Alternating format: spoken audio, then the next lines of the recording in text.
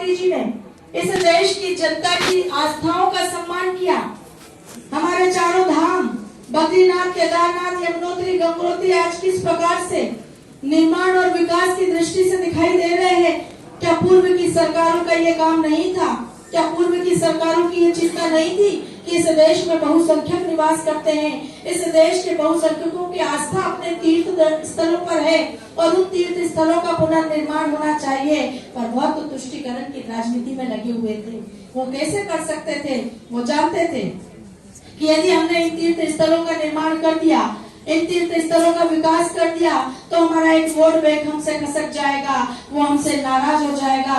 हमें तो सरकार बनानी है और सरकार हमारी बनेगी तो तुष्टीकरण की राजनीति से ही बनेगी। ये सोच के साथ पूर्व की सरकारों ने इस देश में काम किया, लेकिन प्रधानमंत्री जी ने जिस दिन से इस देश की बागडोर अपने हाथ में ली, ये संकल्प कर लिया था कि देश का बहुसंख्यक समाज अब सम्मान के साथ जीवन जिएगा, उसकी आस्था का सम्मान होगा।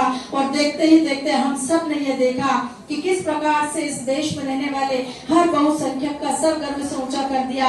चाहे हमारे चारों धामों के विकास की बात कह लें, चाहे काशी विश्वनाथ बाबा के कॉरिडोर की बात कह लें, चाहे महाकाल लोक की बात कह लें, चाहे हमारे विंध्यवासिनी देवी के कॉरिडोर की बात कह लें, और आने वाले समय में अब वृंदावन के साथ ही हमारे कृष्ण जन्मभूमि का भी उद्धार होने जा रहा है। ये हम सब के लिए बहुत बड़े गर्व और गौरव की बात है कि आजादी के 75 सालों के बाद इस अमृत काल में जब हम आजादी का अमृत महोत्सव मना रहे हैं, तो हमारा सर गर्व से ऊंचा हुआ है, ये कहते हुए इस देश में पहली राष्ट्रवादी सरकार आई है, इस देश में पहले राष्ट्रवादी प्रधानमंत्री आए हैं, जिन्होंने सही अर्थों में इस देश की जनता के साथ, इस देश की आस्था के साथ सम्मान करने का काम किया है। और इसलिए मैं सभी दायित्ववान कार्यकर्ताओं से कहना चाहूंगी कि अपने मन और मस्तिष्क में यह बात हमेशा बिठाकर रखें कि बहुत सारे राजनीतिक दल हैं जो मशरूम की तरह पैदा हो रहे हैं, जो लोगों को गुमराह करने का काम कर रहे हैं, जो लोगों को झूठे लुभावने वादे करते हैं, जो लोगों को मुफ्त देने के वादे करते हैं। ऐसे मुफ्त देने के वादों से देश कभी आगे नहीं बढ़ सकता। देश को कर्मठ लोग चाहिए, हमारी कार्य संस्कृति विकसित होनी चाहिए। प्रधानमंत्री श्री नरेंद्र मोदी जी ने यही किया और हमने देखा कि गुजरात में लाख लुभावने वादे किए हों, दूसरे राजनीतिक दलों ने मुफ्त के वादे करके लोगों को लुभाने का काम किया हो, लेकिन गुजरात की जनता ने सिरे से नकारने का काम किया।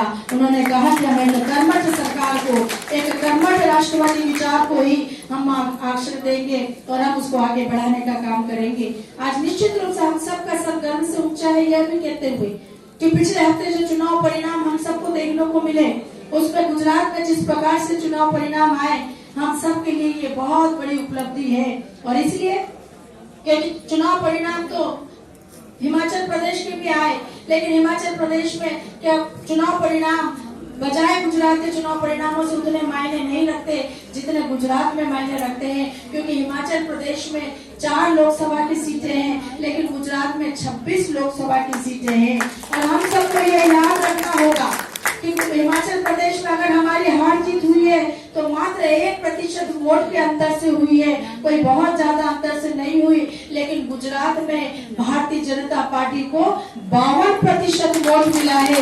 ये हमारी सबसे बड़ी उपलब्धि है। इसका सीधा अर्थ यही है कि देश की जनता भारतीय जनता पार्टी की विचारधारा को आगे बढ़ाना चाहती है, भारतीय जनता पार्टी की संस्कृति का